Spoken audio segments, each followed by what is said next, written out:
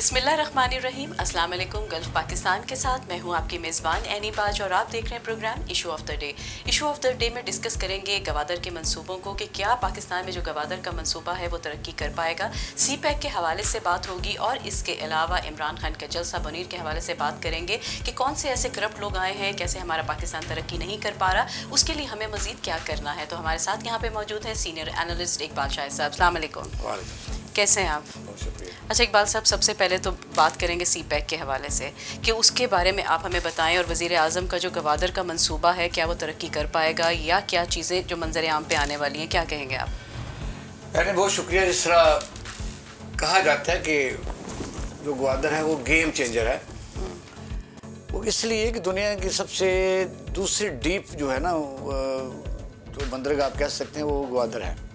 वो डायरेक्ट सी के ऊपर है, जो सारी दुनिया को रूट इस्तेमाल होते हैं। हालांकि आप यूएई में लगा लें वो एक डायरेक्ट सी के ऊपर नहीं है, वो ये रेत के टीले और दरमियान में समुद्र का एडिशनल पानी है।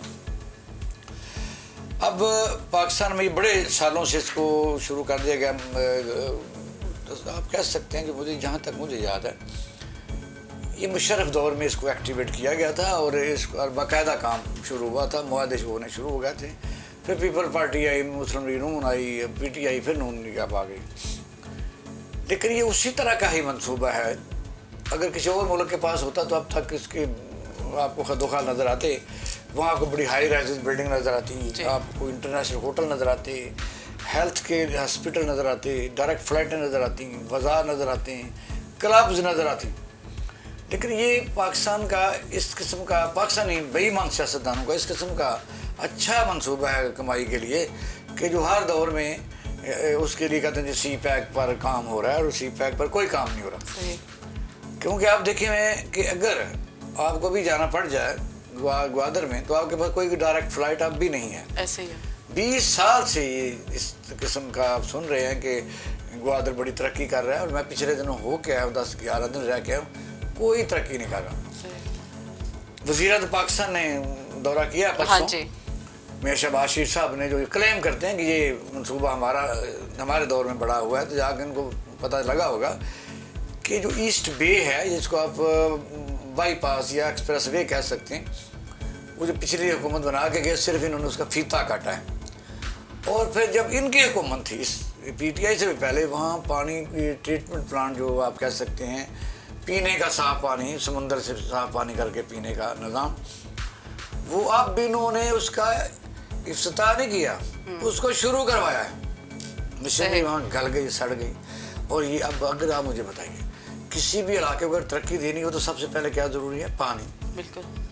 फिर जो लोग लोकल वहाँ रहते हैं, पुराना ग्वादर जो एक कस्बा सा है, उसके अंदर क्या आप लोगों ने लोगों को बिजली सही दी है, सड़कें सही दी हैं, जो सिविक सेंस होती है वो दी है? नहीं दी। इवन आप देखें कि वहाँ एक ही होटल है जो आदमी ठहर सकता है, वो तो पीसी होटल है, हर आदमी अफोर्ड नहीं कर सकता। वहाँ क्या आम इन्वेस्टर्स के लिए हुकूमत ने कोई ऐसे सब्सिडाइज होटल बनाए हैं? ये सब पैसे कमाने के बहाने, जिस तरह कालाबाग डैम के मतलब हर दौर में इसलिए नहीं बन सका कि चाहे ताकि IPPs के मुआहदे बाहर के मुल्कों से किए जाएँ, उनमें कमीशन खाई जाए, बाहर के मुल्कों में जायदादें बनाई जाएँ।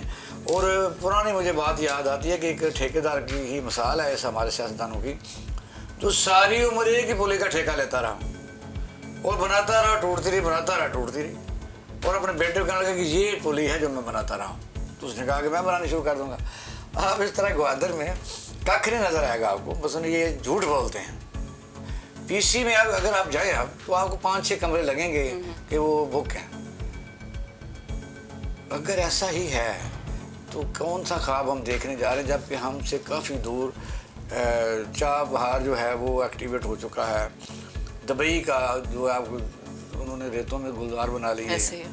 पाकिस्तान से तरक्की याफ्ता मुल्क था। जब उनका शेख ज़ायद बिन सुल्तान अल नहयान पाकिस्तान आया था तो पाकिस्तान को देख के अकल दंग रह गई थी।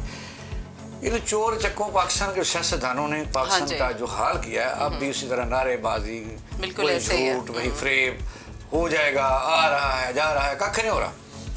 जब तक उस वक्त संजीदगी से काम नहीं किया जाएगा, इंटरलिंक सड़कें नहीं बनाई जाएंगी, वहाँ लॉ एंड ऑर्डर का मसला हल नहीं किया जाएगा, और आप हैरान रहेंगे समुद्र के ऊपर वज़ीर आला हाउस है, गवर्नर हाउस है, DC हाउस है, कमीशन हाउस है, सड़क टूटी हुई है।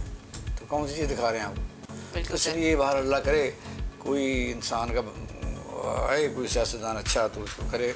मैं शहबाज शरीफ का ख्वाब तो है, काश यही कर दे, हम इसको शाबाश दे दें। तो इसके अलावा जो इमरान खान का जलसा हुआ है मुनीर का, तो उसमें उन्होंने कहा है कि पाकिस्तान तरक्की कर सकता था, पर कई करप्ट अफसरान की वजह से, करप्ट माफिया की वजह से पाकिस्तान तरक्की नहीं कर पाया। तो क्या कहेंगे? नहीं, उसकी तकरीर और थी, ये भी उसने कहा, लेकिन उसकी तकरीर का जो कैनवस था वो उससे आगे है।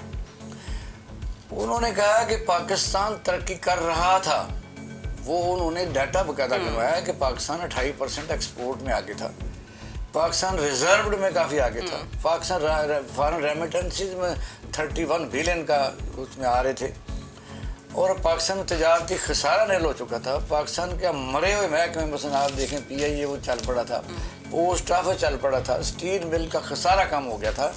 वो इस शाको सबाग में बात कर रहे थे कि नए डैम हम बना रहे थे 60 के बाद, 60 की दहाई के बाद हम नए डैम शुरू किए ताकि बिजली का सस्ती हो और हमारी फैक्ट्रियाँ चलें। वो इस शाको सबाग में है कि फैसलाबाद की जो टेक्सटाइल इंडस्ट्री है उनको उदाहरण का जी बंद हम कर रहे हैं। और ये क्यों बंद कर रहे हैं? वो इसलिए बंद कर रहे हैं कि बिजली के रेट बहुत ज़्यादा इस हुकूमत में बढ़े हैं और पेट्रोल डीजल के रेट बढ़े हैं, वो अफोर्ड नहीं कर सकते रहे। वो कहते हैं कि अगर हम इसको बनाते हैं तो हमारा जो ख़र्चा है बनाने का एक्सपेंडिचर वो हम बाहर की दुनिया से मीट नहीं कर सकते, कंपटीटर नहीं रहे, इसलिए तो हो गया।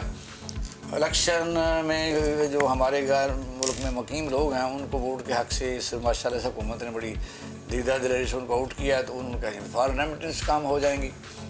तो इसी तरह आपने देखा कि जो हाउसिंग ख़ास तौर पर इंडस्ट्री है, इससे आपको से बाग ने इमरान खान का तरक्की कर रहा था। उन्होंने डायरेक्टली कहा है कि इन करप्ट लोगों को लाने वाले जो थे उनको, उनसे वो मुखातब थे जिसको इस्टेब्लिशमेंट कहते हैं। वो कहते हैं जी कि ये जो कहते हैं गैर जानबदार रहे हैं, गैर जानबदार नहीं रहना चाहिए था। इस वक्त पाकिस्तान क्या बड़ा बुरा हाल है, बेरोज़गारी फैल जाएगी, 60-70 लाख आदमी बेरोज़गार मज़ीद एडिशन होने जा रहा है, नए लोगों के पास कोई रोज़गार नहीं है, पुराने लोग उसमें से निकल के बेरोज़गार हो जाएंगे। तो ये उन्होंने तस्वीर कशी की है।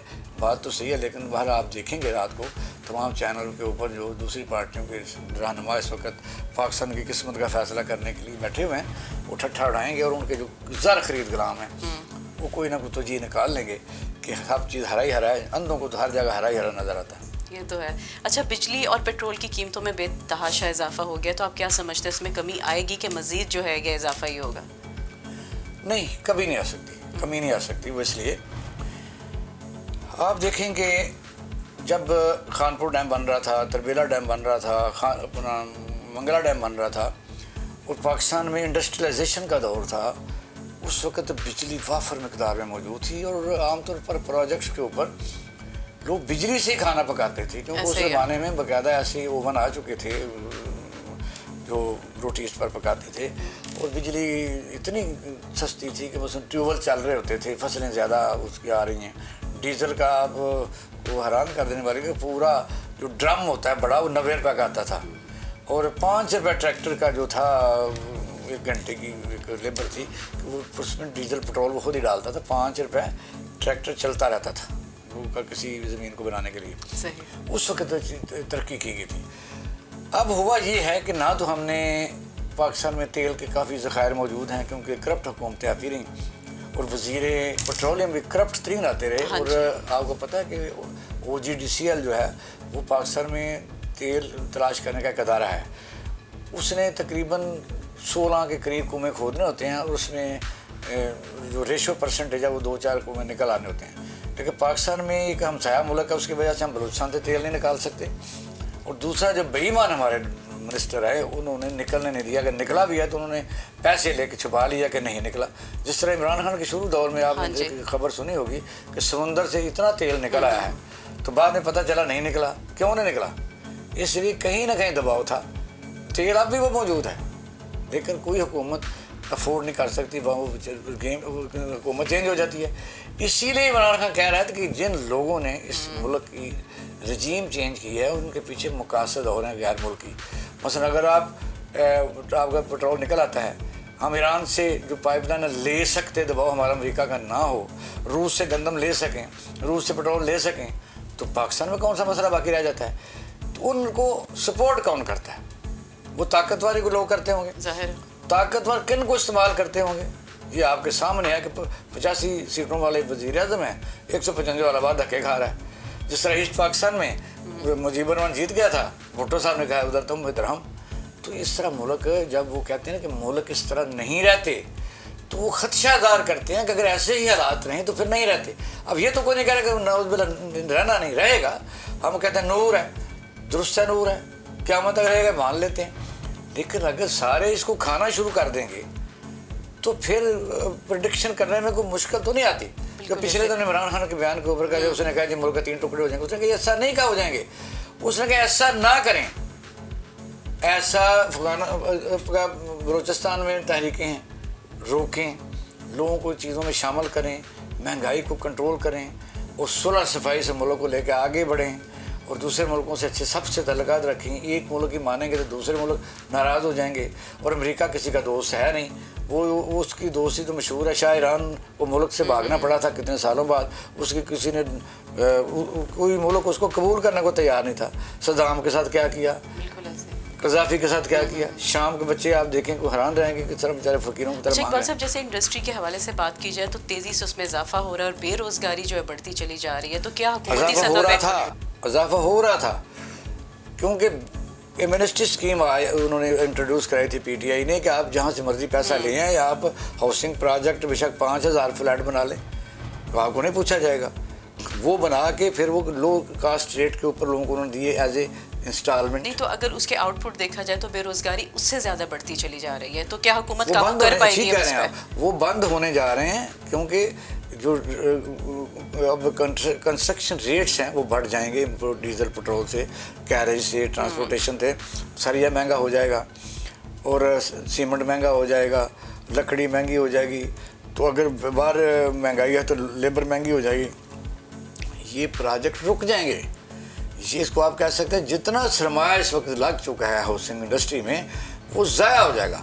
उसमें एक तो है कि कोई बहुत बड़ा डेवलपर है उसका ज़ाया होगा, नहीं आवाम का ज़ाया होगा। बस मैंने कोई फ्लैट अगर बुक करवाया होगा तो मैंने 4 किस्तें दे दी हैं, तो जब वो बनना ही नहीं तो मेरी 4 किस्तें तो वो भी गई ना, मुझे फ्लैट मिल रहा है, वो काम बंद हो जाएगा।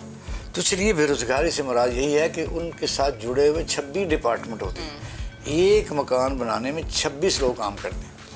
राज है, मज़दूर है, मेसन है, लकड़ी वाला है, बिजली वाला है, सफाई वाला है, इस तरह कई लोग होते हैं। तो वो जब कंस्ट्रक्शन ही रुक जाएगी, टेक्सटाइल रुक जाएगी, तो फिर बेरोज़गारी भी फैलेगी। तो इसलिए मैं समझता हूँ कि दुआ ही की जा सकती है कि अल्लाह ताला हमारे हुक्मरानों को जो इस वक्त भी मौजूद हैं वो इनको अक्ल दे और अपने अंदर खौफ खुदा पैदा करे। और जो ताकतवर तबके हैं वो भी अगर कोई गलती ऐसी हुई भी है तो उसको सार्ट आउट करके मुल्क को इलेक्शन की तरफ ले जाएं, तो इलेक्शन हो जाएं, जो मर्जी ऐसे कोई बंदा आ जाए, या फिर मुस्तकिल तौर पर सियासी पार्टनर को पाबंदी लगा दें। एक ऐसा सिस्टम लाएं जो टेक्नोक्रेट्स हो, जो कम से कम 10 साल इस मुल्क में रहे, ताकि मुल्क तो तरक्की करे। अवाम को तो कोई गरज नहीं है जमहूरियत की, पार्लियामानी जमहूरियत की, सदारती की, डिक्टेटरशिप की। वो तो बेचारे रोजी रोटी की तरह से देख रहे हैं। इसलिए पाकिस्तान का सबसे अहम मसला जो है ये पाकिस्तान की सियासी पार्टियाँ ही हैं और उनको चलाने वाले एलिमेंट ही हैं। तो इसलिए मैं समझता हूँ कि इस वक्त जल्दी फैसले करने का वक्त है, क्योंकि दुश्मन हमारे सर के ऊपर बैठा हुआ है। तो आपको लगता है कि इलेक्शन की डेट अनाउंस हो जाएगी? कुछ लोग तो कहते हैं कि कुछ समरी पर साइन हो के प्रेसिडेंट के पास पड़ी हुई है, लेकिन खुदा जाने। बहुत बहुत शुक्रिया इकबाल साहब। जी तो नाज़रीन, आपने देखा सीनियर एनालिस्ट इकबाल शाह साहब मौजूद थे और उन्होंने हुकूमती सतह पर बात की कि किस तरह से CPEC का जो मंसूबा आया उसे किस तरह से बेहतरी की तरफ ले जाया जा सकता है और इसके अलावा पेट्रोल और बिजली की कीमतों में जो इजाफा है मज़ीद बढ़ सकता है, उसे रोका नहीं जा सकता। मज़ीद इशू ऑफ द डे पर दोबारा से डिस्कशन होगी नए हालात और हाजरा के साथ। यहाँ पर लेते हैं आपसे इजाज़त, रखिएगा अपना ढेर सारा ख्याल। अल्लाह निगहबान।